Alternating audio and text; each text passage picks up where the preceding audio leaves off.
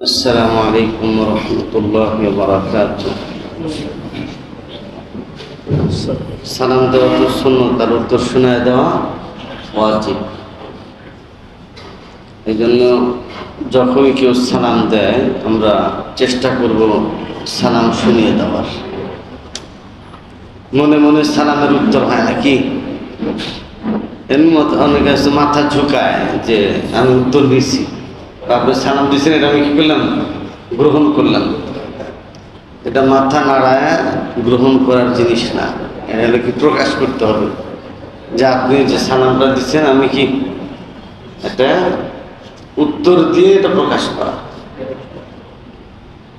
আলহামদুলিল্লাহ আলহামদুলিল্লাহ নাহমাদুহু ওয়া নাস্তাঈনুহু ওয়া নাস্তাগফিরুহু ওয়া নু'মিনু বিহি ওয়া নাতাওয়াক্কালু আলাইহি ونعوذ بالله من شرور أنفسنا ومن سيئات أعمالنا من يهده الله فلا مضل له ومن يضلله فلا هادي له ونشهد أن لا إله إلا الله وحده لا شريك له ونشهد أن سيدنا وسندنا وحبيبنا ومولانا محمدا عبده ورسوله أرسله بالحق بشيرا ونذيرا وداعيا إلى الله بإذنه وسراجا منيرا. أما بعد فقد قال الله سبحانه وتعالى أعوذ بالله من الشيطان الرجيم بسم الله الرحمن الرحيم وما تلك بيمينك يا موسى قال هي عصاي أتوكأ عليها وأهش بها على غنمي ولي فيها مآرب أخرى. صدق الله مولانا العظيم وصدق رسوله النبي الكريم ونحن على ذلك من الشاهدين والشاكرين والحمد لله رب العالمين. মহান আল্লাহ তাআলার পাক দরবারে আলিশান লাখো কোটি শুকরিয়া আদায় করছি যে আল্লাহ সুবহানাহু ওয়া তাআলা আমাদেরকে ইশারা নামাজের পরে পবিত্র কোরআনে কারীমের তাফসীরে বসার তৌফিক দান করলেন। এই জন্য রব্বে কারীমের দরবারে শুকরিয়া আদায় করি আলহামদুলিল্লাহ। আমি সূরাত তাহা থেকে কয়েকটি আয়াত তেলাওয়াত করেছি, 17 নম্বর আয়াত এবং 18 নম্বর আয়াত। এখান থেকে আলোচনা করব ইনশাআল্লাহ আজিজ। কোরআনে কারীমের যে আলোচনা এটা হলো হেদায়েত। যারা অন্তর্চক্ষু দিয়ে অন্তর দিয়ে মনোযোগ দিয়ে কোরআনে কারীমের তাফসীরে বসে শুনে আল্লাহ তাআলা তাদের কোরআন বোঝার যোগ্যতা দিয়ে দেন। কোরআনে আল্লাহ কি বলতে চান এটা যদি আমাদেরকে বুঝতে হয়, জানতে হয়, তাহলে অবশ্যই তাফসীরে বুঝতে হবে। কারণ কোরআন আল্লাহর কালাম, আল্লাহর পক্ষ থেকে এটা আসছে। সুতরাং এই কালামকে বোঝা এটা আমাদের দায়িত্ব, এটা আমাদের করণীয় যে আল্লাহ কি বলছেন আমাদেরকে। এই জন্য এই কোরআনের দর্স, কোরআনের মজলিস যেখানেই হয় সেখানেই বসা, এটাতে কোনো লস নাই, বরং বসলে ফায়দা হলো এটা যে আল্লাহ তাআলা মজলিসের উসিলা আমাদের গুনাহকে মাফ করে দেবে। তা আল্লাহ তাআলা বলতেছেন মুসা আলাইহিস সালাতু ওয়াস সালাম সম্পর্কে। মুসা আলাইহিস সালাম ছিলেন একজন বনি ইসরাইলের বিখ্যাত নবী, যে এমন একটা বৈরী পরিবেশে মুসা আলাইহিস সালামের জন্ম হয়েছিল যখন ফেরাউন শিশু বাচ্চাদেরকে ধরে ধরে হত্যা করত। এরকম একটা পরিবেশে আল্লাহ তাআলা তাকে জন্ম দিয়েছেন এবং আল্লাহ তাআলা এই পরিবেশে তাকে হেফাজত করছেন। আর আল্লাহ যাকে হেফাজত করে, আল্লাহ যাকে বাঁচায়, কেউ তাকে মারতে পারে না। মুসা আলাইহিস সালাম এটা তার সবচেয়ে বড় দলিল এবং সবচেয়ে বড় প্রমাণ।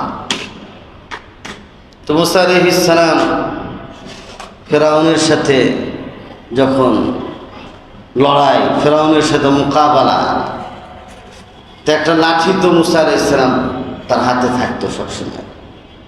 লাঠি ব্যবহার করা এটা নবীদের সুন্নত। তো মুসা আলাইহিস সালামের সাথে যে লাঠিটা ছিল, এই লাঠিটা উনি আবার পেয়েছেন ওনার শ্বশুর বাড়ি থেকে। সাধারণত আমরা শ্বশুর বাড়ি থেকে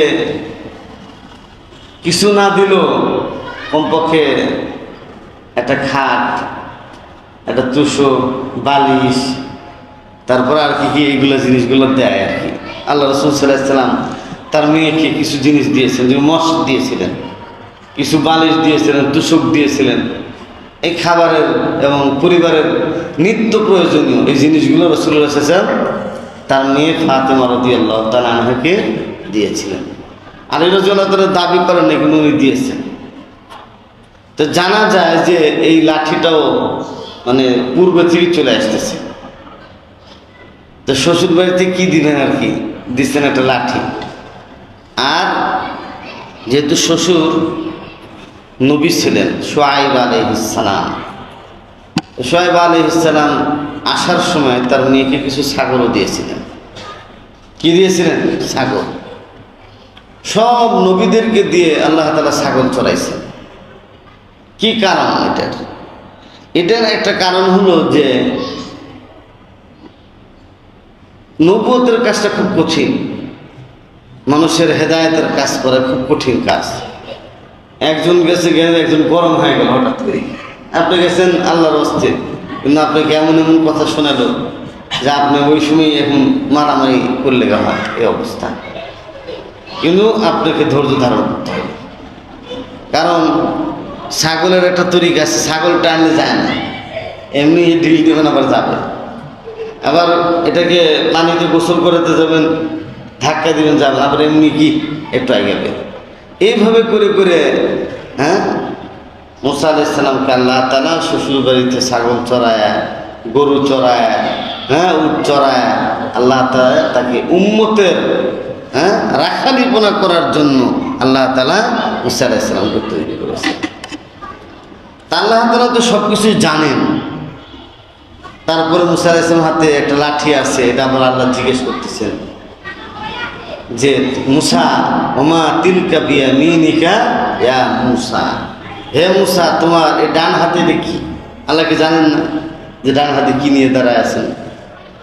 তারপর আল্লাহ তাআলা এটা একটু জিজ্ঞেস করছেন যে তোমার ডান হাতে এটা কি?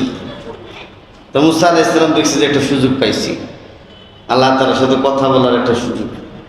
প্রেমিকার সাথে যদি কথা বলার একটা সুযোগ হয় তাহলে পরে এটা কথা বাড়াইতে থাকে, তাই না?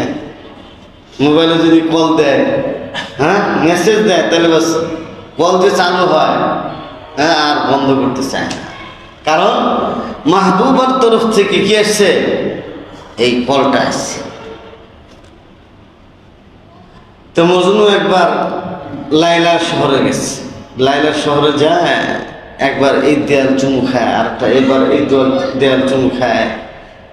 লোকের ব্যাপারটা কি? দেয়াল চুমু খাওয়ার মধ্যে কি ফায়দা? এটা তো একটা বিল্ডিং, এটা ইট, এটাকে চুম্বন করলে লাভ হবে কি? কেন এই শহরের প্রতি তোমার এই আসক্তি? কেন এই শহরের সাথে তোমার এত মহব্বত আর ভালোবাসা? বলছে যে আসলে এই ইট বালুর সাথে আমার সম্পর্ক না। এই যে ঘরটা দেখতেছেন, এখানে আমার প্রেমিকা, আমার প্রেমাস্পদ লায়লা থাকে। এই লায়লার জন্য আমি এখানে এটাকে চুমু দিতেছি। এই জন্য প্রেমাস্পদের শহর বড় দামি শহর, প্রেমাস্পদের দর্শন বড় দামি দর্শন, প্রেমাস্পদের সাথে কথা বলা বড় দামি কথা। এই জন্য মদিনাতে যারা যায় হাজী সাহেব দেখবেন খালি ওই সবুজ গম্বুজের দিকে তাকায় থাকে। সবুজ গম্বুজ, এরকম সবুজ কালার তো কত আছে, তার দিকে তো এত নজর নেই। কিন্তু মদিনার সেই সবুজ গম্বুজের দিকে যখনই হাজী সাহেবরা দূরে থেকে সবুজ গম্বুজ দেখা যায়, তখনই তারা দুরূদ শরীফ পড়া শুরু করে। কারণ এটা রসুলের শহর। কি শহর? এখানে বেয়াদবি করা যাবে না, এখানে খুব আদবের সাথে থাকতে হবে, এখানে খুব আপনার আরামের সাথে এবং এর সাথে থাকতে হবে। এবং মদিনা শহরটা এমনই আল্লাহ তৈরি করছেন যে এখানে কোনো ঝগড়াঝাটি নাই, চিৎকার নাই, হই হুল্লোড়, একেবারে নিরিবিলি একটা শহর। পৃথিবীর সেরা শহর হলো কি মদিনার শহর। যাই হোক, তো উনি বলতেছেন ক্বালা হিয়া আসাই, এটা আমার লাঠি। তারপরে কয় যে আতাওয়াক্কাউ আলাইহা ওয়া আবুশু বিহা আলা গনামি ওয়া লিয়া ফিহা মাআরিবু উখরা। ওই যে আমি এটার উপর মাঝে মধ্যে ভর দিই। এখন তো লাঠি রাখা জরুরি হয়ে গেছে ঢাকা শহরে, কুকুরের যে উৎপাত। হ্যাঁ, লাঠি রাখলে সবচেয়ে সুবিধা। আমি তো মাঝে মধ্যে ভয় পাই, না জানি কখনো পর আমাকে চিনে, যদিও প্রায় যাতায়াত এলাকার যেগুলো চিনে, কিন্তু কোনো জায়গায় তো এখনকার কুকুরগুলো আরো মারাত্মক। যেটাকে আপনি একটু শাখাইতে যাবেন, এটার দিকে একটু তাকাবেন, ও আর আপনার দিকে এগিয়ে আসবে। আগের কুকুরগুলো তো ভদ্র ছিল, এখনকার কুকুরগুলো কি একবারে মনে থাবা দিবে আপনাকে, ঝামেলা করিলে, এরকম অবস্থা। আতাওয়াক্কাউ আলাইহা, আমি তার উপর ভর করি। ওয়া আহুস্সু বিহা আলা গানামি, এবং আমি এর দ্বারা আমার ছাগলের পাতা পাড়ি। পাতা পড়ল গাছ থেকে, এর লাঠি দিয়ে বেড়ে বেড়ে কি ছাগলকে খাওয়াই। ওয়া লিয়া ফিহা মাআরিবু উখরা, এর মধ্যে আরো লাভ আছে, আরো উপকারিতা আছে। কোনো সময় যদি দরকার হয় দুশ্মনকে শায়েস্তা করার জন্য, আল্লাহর দুশ্মনকে, সেটা এটার মধ্যে এই পাওয়ারও আছে। ফেরাউনকে এটা দিয়ে শায়েস্তা করছে না, এই পাওয়ারও এই লাঠির ভিতরে আছে। সুতরাং আরো উপকারিতা লাঠির ভিতরে আছে। এই জন্য দেখবেন যে অনেক মুরব্বী লাঠি ব্যবহার করে। হ্যাঁ, লাঠি ব্যবহার করা চাই, এটা এমনিতে একটা শক্তি। আপনার পায়ে ব্যথা, হাঁটুতে ব্যথা, এর জন্য আপনি যদি লাঠি ব্যবহার করেন, তাহলে করে এই লাঠির উপর ভরটা পড়তেছে, পায়ের উপর ভরটা কম পড়ে। এই জন্য এটা নবীদের সুন্নত। কার সুন্নত? নবীদের সুন্নত। এই যে জুমার দিনে লাঠি নিয়ে দাঁড়ায়, যে বিভিন্ন জায়গায় দেখেন না, মোটা একটা লাঠি নিয়ে খুতবা দেখে, বাইতুল মুকাররমে আছে। কি জন্য? এটা দিয়ে এখন এটা দিয়েও দিতে পারেন, না দিতেও পারেন, কোনো সমস্যা নেই। কিন্তু রসুলের যুগে এটা লাঠি নিয়ে দাঁড়াতেন। এর একটা কারণ ছিল এটা, যে কোনো সময় দুশ্মনদের হামলা হতে পারে। বয়ান করতেছেন, এর মধ্যে হামলা হয়ে গেল, যে লাঠি দিয়ে যেন কি এটা বাড়ি দেওয়া যায়, কি না, লাঠি দিয়ে যেন শায়েস্তা করা যায়, মোকাবেলা করা যায়। এই জন্য জুম্মার দিনে মোটা এক লাঠি কি বিভিন্ন মসজিদে এটা ব্যবহার করা হয়। এটা ব্যবহার করতে কোনো সমস্যা নেই, কি নেই, এটা কোনো সমস্যা নেই, বরং এটা ভালো লাঠি ব্যবহার করা। আগের দিনে যে আমাদের মিম্বারটা, মেহরাবটা ছোট হয়ে গেছে, এই মিম্বার মেহরাবের মধ্যে এখানে আগে জিহাদের অস্ত্র রাখতো। কি রাখতো? জিহাদি অস্ত্র। কারণ এবং কিছু কিছু আসবাবপত্র রাখা হতো, যেন কি দুশ্মনদের মোকাবেলা করা যায়, প্রয়োজনে ওটা দিয়ে কাজও চালানো যায়। এই জন্য মসজিদের মেহরাব বড় রাখতে। এখন এটা তো আমাদের অপরিকল্পিত মসজিদ, যার কারণে এটা ছোট মেহরাব হয়ে গেছে। তাহলে এটার ইতিহাস হলো এটা। এরপরে আবার আরেকটা ঘটনার দিকে আল্লাহ তাআলা ইঙ্গিত করতেছেন। ক্বালা আলকিহা ইয়া মূসা, যখন মূসার ফিরআউনের সাথে মোকাবেলা হলো, ফিরআউন বলল, ও মূসা, তোমার কাছে কি এমন মুআজিজা আছে, অলৌকিক ঘটনা আছে, সেই ঘটনাটা একটু আমাকে দেখাও। কি কিছু, তুমি নবী হয়ে আসছো, নবুয়তের দাবিদার, তাহলে আমাকে একটু দেখাও এগুলা। মুসা আলাইহিস সালাতু ওয়াস সালাম কি দেখাবেন? তা আল্লাহ তাআলা বললেন যে মুসা, তুমি এক কাম করো, ফিরআউন যদি দেখতে চাই তোমার খেলাটা, তাহলে তুমি খেলা দেখায় দাও। ক্বালা আলকিহা ইয়া মূসা, আল্লাহ তাআলা বলেন, হ্যাঁ মূসা, তুমি তোমার লাঠিকে নিক্ষেপ করো, তোমার লাঠিটা নিক্ষেপ করো, তাহলে বুঝতে পারবে এটা কি। فألقاها فإذا هي حية تسعى অতঃপর মূসা আলাইহিস সালাম তার হাতের লাঠিটা ফেলে দিলেন, নিক্ষেপ করলেন। হঠাৎ দেখেন একটা সাপ হয়ে দৌড়াদৌড়ি করতেছে। সুবহান, সাপ দৌড়াদৌড়ি করে। তো মূসা আলাইহিস সালাম যখন এটা ফেলাইছেন, দেখার পরে তো ফেরাউনের অবস্থা খারাপ। ফেরাউন তো এমন এক বাদশা ছিল, এমন একটা প্রেসিডেন্ট, যে কোনোদিন তার পেশাব পায়খানা কি কয় বাথরুম মানে পাতলা পায়খানা মাথা ব্যথা কোনোদিন হয়নি তার, যদি যতদিন ক্ষমতায় ছিল। কিন্তু এই লাঠি দেখে আর লাঠির কারবার দেখে ফেরাউন কি ওই দিন কয়েকবার করে বাথরুমে গেছে।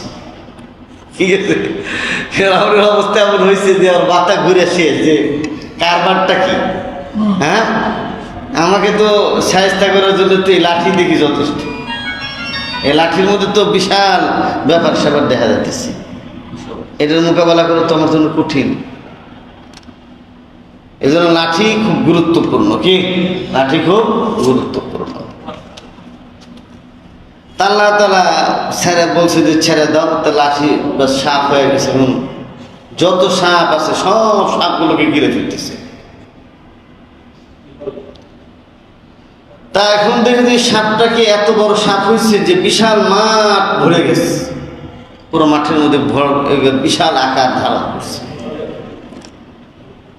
এখন এটা যে উনি লাঠি বানাবেন, আবার আগের অবস্থায় নিয়ে যাবেন, ভয় পেতেছেন যে ধরলে আবার কি এটা মেরে দেয় কিনা তাকে। অনেক সময় আছে না, নিজে পুষছে পরে নিজেরটাকে কি ওই মালিককে মার দেয়, আবার হয় না এরকম। নিজেই পালছে কিন্তু একটা সময় যায় যে কোনো কারণে রাগান্বিত হয় পশু এই মালিকের উপরে হামলা করে বসে। তুমি আবার এরকম একটু ভয় পাচ্ছিলেন মনে মনে। তা আল্লাহ বলেন কলা খুজহা ওয়ালা তাখাফ, এটাকে ধরো, ভয় পাওয়ার কোনো কারণ নেই। সানুঈদুহা সিরাতাহাল উলা, অচিরেই আমি এটাকে তার পূর্বের অবস্থায় ফিরিয়ে দেব। তুমি ধরলে দেবে যে লাঠি হয়ে গেছে। এইটাই তোমার খেলা, এটাই তোমার মুআজিজা, তোমার নবুয়তের পক্ষে এটা হলো সবচেয়ে বড় মুআজিজা। কারণ ওই জামানায় এমন এক জামানা ছিল, ছোট ছোট বালকরা পর্যন্ত জাদু জানতো। যে কেউ জাদু বানাতে পারতো, কিন্তু যত জাদুকর থাকুক না কেন মূসা আলাইহিস সালামের জাদুর সামনে কোনো ব্যাপার না। অর্থাৎ মূসা আলাইহিস সালামের সামনে তাদের জাদু চলতো না। কারণ মূসা ছিলেন মুআজিজা, মূসার হাতে যেটা ছিল ছিল মুআজিজা। আর মানুষের কাছে, তাদের জাদুকরদের কাছে যেটা ছিল সেটা হলো ভেলকিবাজি। কিবাজি? সেটা হলো ভেলকিবাজি। নজরবন্দি করে মানুষকে দেখায় যে আমি মানুষটা জবাই করে ফেলছি। আসলে মানুষ জবাই হয় নাই, বরং এটা মানুষের চোখের মধ্যে একটা ফু মারে দিচ্ছে, মানুষ মনে করতেছে মরেই গেছে মনে হয় সারা, এরকম একটা অবস্থা। তো এই জন্য বলতেছে যে হে মূসা ধরো, আমি আগের অবস্থাটাকে ফিরে দিই। এটা একটা মুআজিজা। প্রত্যেক নবীকে আল্লাহ তাআলা মুআজিজা দিয়েছেন, কোন কোন নবীর মুআজিজা ছিল না। মুআজিজা প্রকাশ হওয়া নবীর জন্য জরুরি না, বুজুর্গ হওয়ার জন্য কারামত জাহের হওয়া কিনা জরুরি না। এক বুজুর্গের কাছে একজন খুব নাম শুনছেন আল্লাহওয়ালা বুজুর্গের নাম, যেমন শেখ সাদির ব্যাপারেই বলি, কবি শেখ সাদি রহমতুল্লাহ আলাইহি অনেক বড় বুজুর্গ ছিলেন, কিন্তু বউ ভালো ছিল না, স্ত্রী ছিল অন্যরকম, স্ত্রীর সাথে বনিবনা আনার হতো না। তারপরে ধৈর্য ধারণ করে ওই বউ নিয়ে জীবন কাটাইছে। তো বাড়িতে গেছে যে শেখ সাদের নাম শুনে জগৎ বিখ্যাত কবি, কবি সম্রাট দেখে আসে, তার বাড়িতে একটু যাই, মুরিদ হয়ে আসে। বাড়িতে গেছে, বলছে পীর সাহেব হুজুর আছেন? বলছে কিসের পীর সাহেব? ভণ্ড। কি ভণ্ডের কাছে মুরিদ হইতে আসছে তোমরা নাকি? এরকম কথাবার্তা শুনাইছে যে লোকজন এসে পুরা একবার ওনার প্রতি অন্যরকম একটা ভাব সৃষ্টি হয়ে গেছে। উনি শুনলেন না তো ওনার বুজুর্গের কথা, এখন কয়েছে ভণ্ড, এটা প্রতারক। তো যাই হোক, কোথায় গেছে উনি? বলছে উনি তো জঙ্গলে আছে। তো যাই জঙ্গলের দিকে রওনা হয়েছে, যাইতে দেখে যে শেখ সাদি রহমতুল্লাহ আলাইহি একটা বাঘের উপর সওয়ার হয়ে হাতে একটা সাপ দিয়ে চাবুক মানে পিঠেতে কি বাড়ির দিকে আসতেছে। তো লোক তো বুঝে ফেলাইছে যে খেলা তো আসলে মিথ্যা বলছে, স্ত্রী তো সুবিধার না, দেখা যায় কি হুজুরের স্ত্রী সুবিধার না, হুজুর তো বুজুর্গ ঠিকই আছে। তখন উনি বলছে কি বাড়িতে গেছিল নাকি, কিছু শুনছো? হুজুর তো যা বলছে আপনার প্রতি তো আমার ভক্তি শেষ। তাহলে যে কোনো হুজুরের ব্যাপারে, জানের ব্যাপারে কিছু শুনি, এরা তাহকিক করা ছাড়া কিছু বলা যাবে না। বর্তমানে মনে করেন বিভিন্ন মাদ্রাসার বিরুদ্ধে, আলেম ওলামার বিরুদ্ধে বিভিন্ন ধরনের প্রোপাগান্ডা চলতেছে। কি জন্যে? মাদ্রাসা বন্ধ করে দাও, হ্যাঁ, মক্তব বন্ধ করে দাও, এটা বন্ধ করে দাও। অথচ স্কুল কলেজে কত ঘটনা ঘটতেছে, এর জন্য কোনো স্কুল বন্ধ হয় না। কিন্তু কোনো একটা জায়গায় যদি একটা ঘটনা ঘটে তাহলে এটা বন্ধ করে দাও, এর কারণটা কি? কত ধরনের উল্টাপাল্টা হইতেছে, কি কোনো ধরনের কোনো কথা নেই, মিডিয়া কোনো কভারেজ করে না। কিন্তু আলেম ওলামাদের ব্যাপারে কিছু হলেই মিডিয়া কভারেজ করে, এই হয়েছে এই হয়েছে, একবারে দুনিয়া কি কিয়ামত হয়ে গেছে। ঠিক কিনা বলেন? এটা হলো বিজাতিদের চক্রান্ত। আর আমরা যারা আছি না, না বুঝেই বা সেগুলো কিছু দৌড়াই। শয়তান কিন্তু প্রত্যেকের পিছনে আস, কি যে কোনো সময় যে কাউকে শয়তান ধোঁকা দিতে পারে।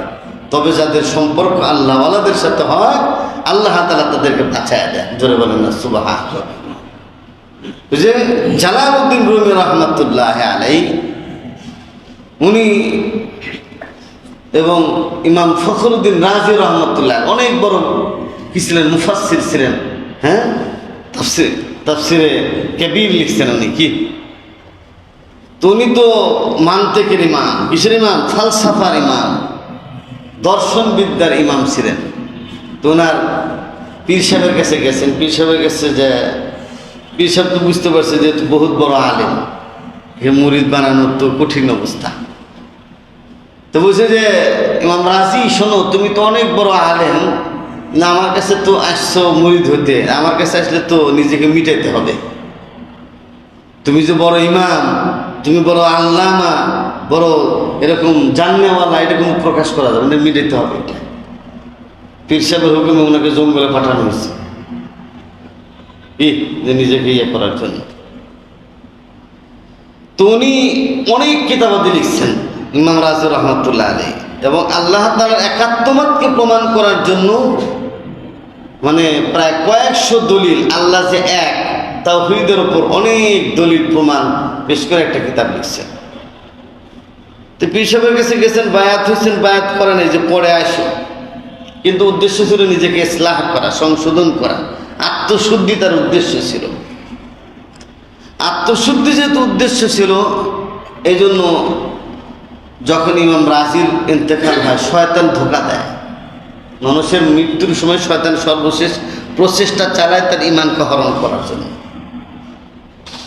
তো ইমাম রাজিকে বলতেছে যে তুমি যে আল্লাহকে মানো, আল্লাহ যে একের কাছে দলিল আছে তোমার কাছে? বলছে হ্যাঁ, বহু দলিল আছে আমার কাছে।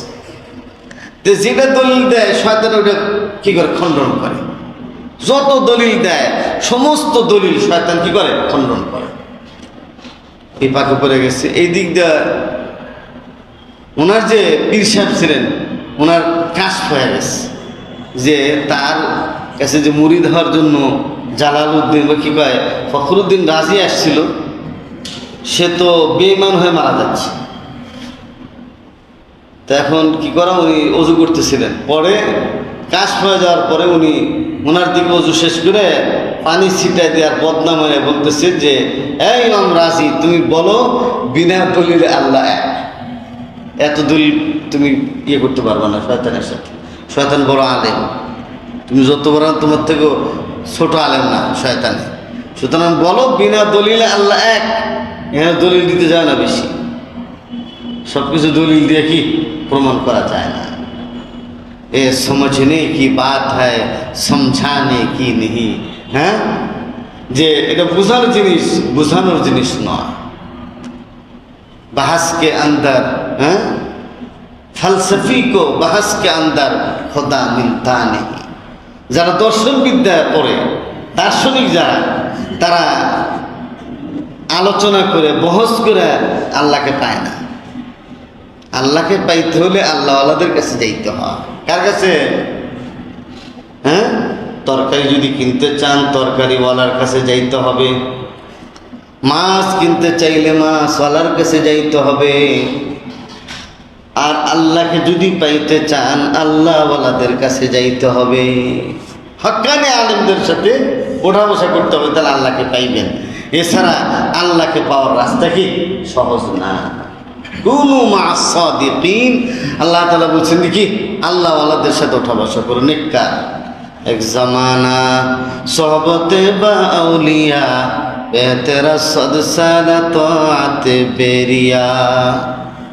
অল্প সময় আল্লাহওয়ালাদের সোহবত বলতেছে 100 বছরের ইবাদতের থেকেও দামি। 100 বছর ইবাদত করলে যে লাভ হবে, অল্প সময় আল্লাহর ওলিদের দরবারে আল্লাহর ওলিদের সোহবতে থাকলে এরকম ফায়দা হয়। এই জন্য এটা কোনো নরমাল নয় না, কিতাবু সে নওয়াজু সে নজর সে পয়দা দিন হতি হ্যাঁ বুজুর্গোं की নজর সে পয়দা। কবি বলতেছেন কিতাব পড়ে আল্লাহওয়ালা হওয়া যায় না, তাহলে তাসলিমা নাসরিন বড় মুফাসসিরে কোরআন হইতো।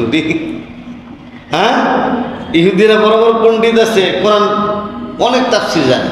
আমি কি তাফসির জানি, বড় বড় তাফসির পড়ে। কিতাব পড়ে আল্লাহওয়ালা হওয়া যায় না, সোনা দানা দ্বারা আল্লাহ তাআলা হওয়া যায় না। কি ওয়াজ শুনে আল্লাহওয়ালা হওয়া যায় না। ওয়াজ বলতেছে আল্লাহওয়ালা হওয়া যায় আল্লাহওয়ালাদের নজর যদি কারোর উপর পড়ে।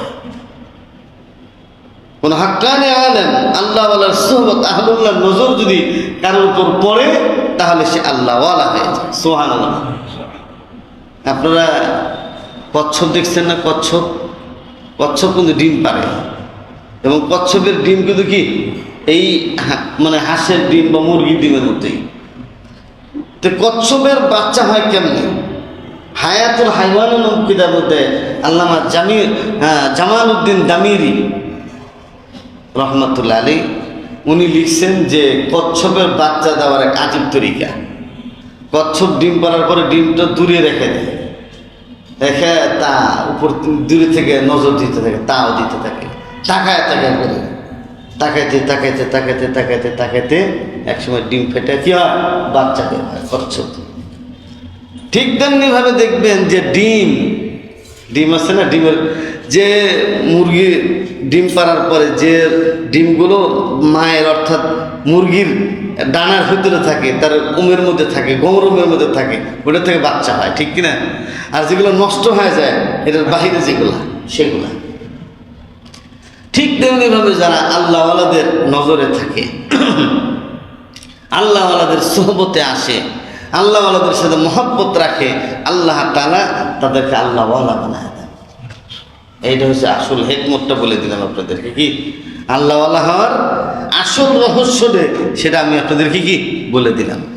এই জন্য আল্লাহ তাআলা যুগে যুগে রসুল পাঠাইছেন, কিতাবও পাঠাইছেন। শুধু কিতাব যথেষ্ট নয়, বরং রসুল দরকার।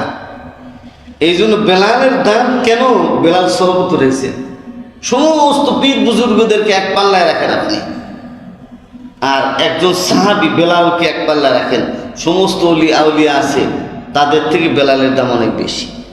হযরত মুআবিয়া রাদিয়াল্লাহু তাআলা আনহু, যার সমালোচনা করে অনেকে, তো মুআবিয়া রাদিয়াল্লাহু তাআলা যে ঘোড়া দিয়ে রসুলের সাথে জিহাদে গেছে, ওই ঘোড়ার যে ধুলা এর যে দাম, বলতে যত শত শত অলিদের দামও কি ওই বরাবর হবে না। এত দাম একজন আল্লাহওয়ালার, মানে অর্থাৎ সোহবতের দাম। সোহবত থেকে সাহাবি, সোহবত থেকে কি সাহাবি হচ্ছে।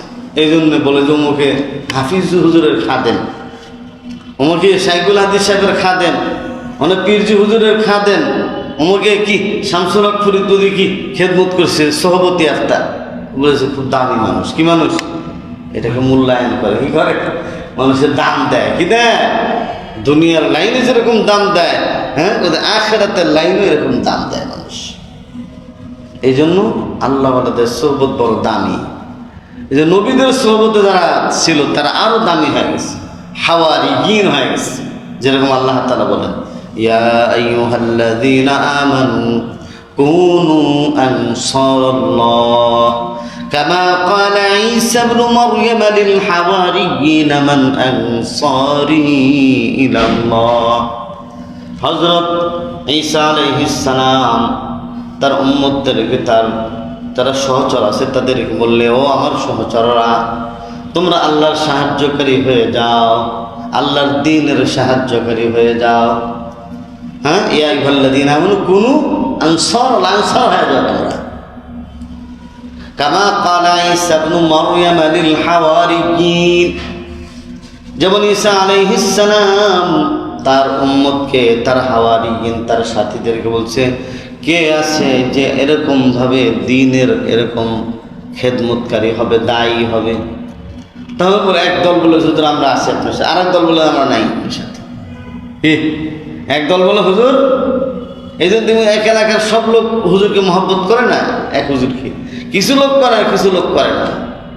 ঈসা আলাইহিস সালামের মতো এত বড় জবরদস্ত নবী, যিনি চোখে হাত দিলে চোখ কি হয়ে যেত, চক্ষুষ্মান হয়ে যেত, কানা মানুষ, ধবল রোগী, কুষ্ঠ রোগী, হাত বুলায় দিলে সুস্থ হয়ে যেত, যিনি মরা মানুষকে জেতা করতো, খালি বলতো কুম বিইজনিল্লাহ, আল্লাহর হুকুমে দাঁড়ায় যাও, দাঁড়ায় যেত।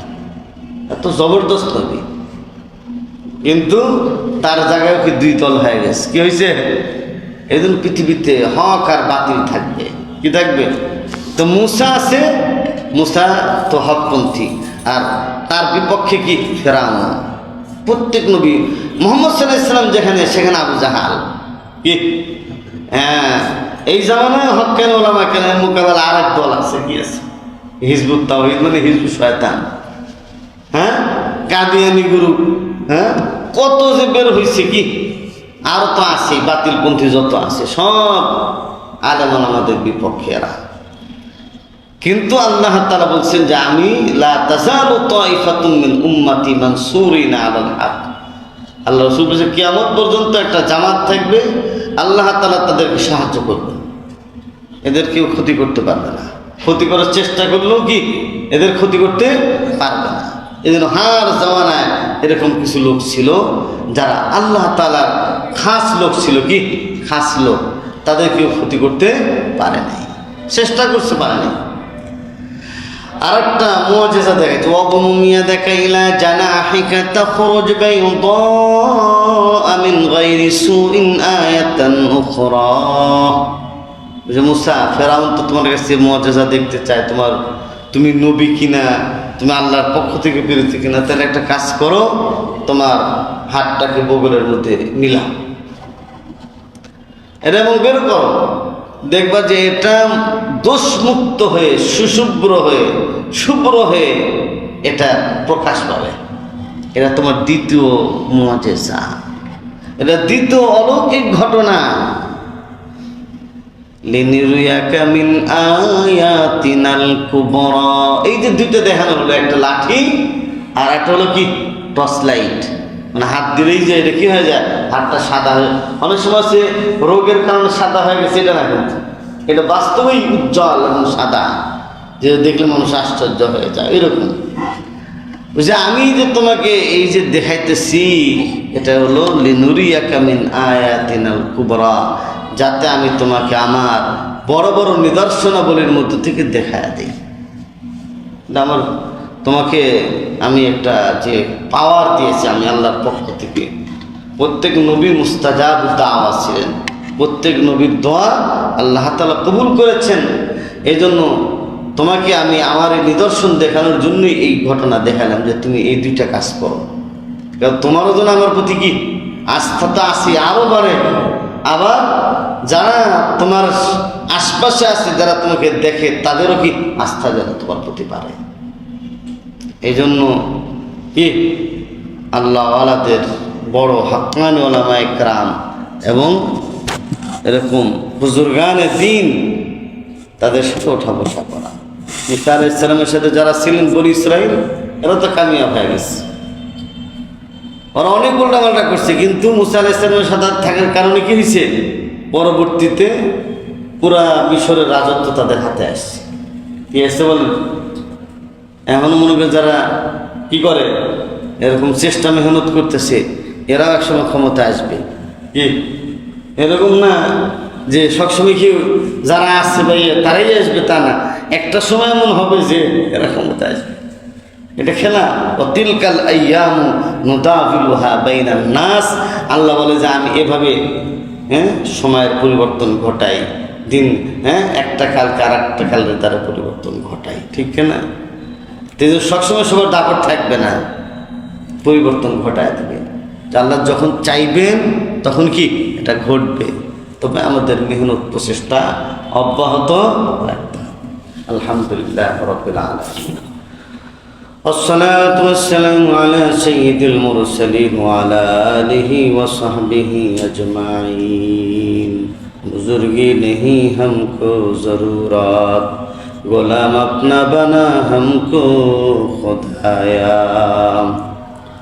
गुनाहों की कश्ती डुबा दे खुदाया, तू दरियाए रहमत बहा दे खुदाया। न अमेरिका न लंदन से हो उल्फत, हमें मस्त मदीना कर खुदाया। न जापान न जर्मन से हो निस्बत, हमें उशाक़ काबा कर खुदाया। हर तरफ से हो के हम खारो तबाह, आ पड़े अब तेरे दर पर या इलाह। ও মাওলানা পাক, এশার নামাজের পরে কিছু আলোচনা করে তোমার শাহী দরবারে হাত তুলে ধরলাম, মেহেরবানি করে জিন্দেগির গুনাহগুলো মাফ করে দাও। ও মাওলানা পাক, আমাদের কারো মা নাই বাবা নাই, অনেকে আছে এমন মা বাবার লাশটা নিজ হাতে কবরের মধ্যে আমরা রেখেছি। ওই যে মা বাবার কবরে লাশটা রাখলাম, আজ পর্যন্ত মা বাবার চেহারাটা আর দেখলাম না। কত মহাব্বত করে কত সোহাগ করে সন্তানকে লালন পালন করে মা বাবা, কিন্তু 3.5 হাত মাটির নিচে গেলে আর মা বাবা খুঁজে পাওয়া যায় না। কত মহাব্বতের মানুষ ছিল, দুনিয়া থেকে চলে গেল, আর খোঁজ পাইলাম না। যেদিন আমাদের ডাক আসবে মাওলা, সেদিন আমাদেরকে ইমানের হালাতে তোমার সন্তুষ্টি অবস্থায় তোমার নিকট ডেকে নিও। ও মাওলা পাক, মেহেরবানি করে অন্তরটা সাফ করে দাও। আয় আল্লাহ, অন্তরের মধ্যে তোমার ভয় নসিব করে দাও, তোমার নবীর মহব্বত দিয়ে দাও। ও মাওলা পাক, সন্তানগুলোকে আল্লাহওয়ালা বানাও, তাদেরকে দ্বীনের খাদেম বানাও। আল্লাহ, দুনিয়াবাসীর উপর তুমি হেদায়েতের আলো ছড়াইয়া দাও, কবরবাসীকে মাফ করে দাও। যেখানে যেখানে মুসলিম মুসলমানরা কাতরায়, মুসলমানদের জান মাল ইজ্জত আবরুর হেফাজত করো। ও মাওলা পাক, বাংলাদেশের জমিনে বন্যায় বহু মানুষ কষ্ট পাচ্ছে, বাড়ি ঘর ভেঙে গেছে, থাকার জায়গা নাই, খাবারের ব্যবস্থা নাই, কোথায় যাবে কি করবে? ও মাওলা পাক, দ্রুত বন্যা নামায় দিয়া ওই মানুষদের অভাব অনটন পেরেশানি দূর করে দাও। রব্বুল আলামিন, আল্লাহ, বাংলাদেশকে দ্বীনের জন্য কবুল করো, আলেম ওলামাদের ইজ্জত বাড়াইয়া দাও। রব্বুল আলামিন, প্রত্যেকের মনের নেক আশা পূর্ণ করে দাও। সুবহান রাব্বিকা রাব্বিল ইজ্জাতি আম্মা ইয়াসিফুন ওয়া সালামুন আলাল মুরসালিন, আলহামদুলিল্লাহি রাব্বিল আলামিন। আমিন আমিন। ওয়ারহামনা মাআহুম বিরহমাতিকা ইয়া আরহামার রাহিমিন। আসসালামু আলাইকুম।